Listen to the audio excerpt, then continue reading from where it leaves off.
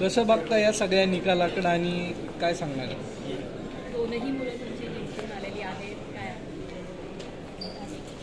महाराष्ट्राच्या विधानसभा 2024चा निकाल हा आश्चर्यजनक नाही आहे, हा जनतेने दिलेला प्रतिसाद आहे।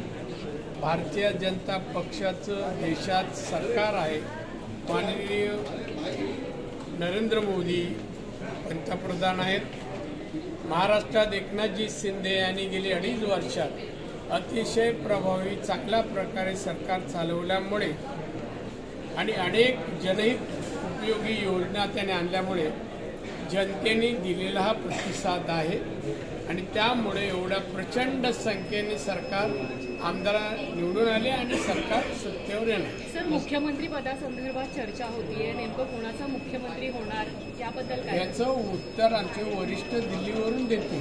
तुम्ही भाजपचे वरिष्ठ नेते आहात, तुम्ही वरिष्ठ नेते असले तरी ज्यांचा अधिकार आहे त्या विषयावर बोलायचं ते देते। तुम्ही शिवसेनेच्या बैठकीला दाखल झालाय, काही निरोप आहे शिवसेना? बाबा, कोणी सांगितलं? मी शुभेच्छा एकनाथ शिंदेना द्यायला जसं देवेंद्रना दिले ना तसं मी बैठकीला नाही, मी इथला चहा घेणार, त्यांना भेटणार आणि जाणार। नाही, काय निरोप आहे वरिष्ठ वरून? काय निरोप आहे?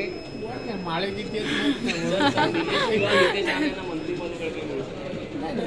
काय बोलत जात नाही। मेरिटवर दोघंही मेरिटवर दोन्ही वेळ क्वालिफाईड आहे आणि एक खासदार परत आता आमदार या नितेशने तर हॅट्रिक केलेली, दोन्ही मेरिटवर आहे। मला सांगावं असं मला नाही वाटतं। सभागृहात दोन्ही सख्खे भाऊ एका बाकावरती असतील, दोन्ही सख्खे भाऊ, तो चॉईस त्यांचा आहे, माझं थोडं। त्यामुळे ठाकरेंना काम फुटू शकतं, ठाकरेंना काम फुटू शकतं, दोन्ही भाऊ बसणार आहेत आजूबाजूला, त्यामुळे ठाकरेंना काम फुटू शकतं।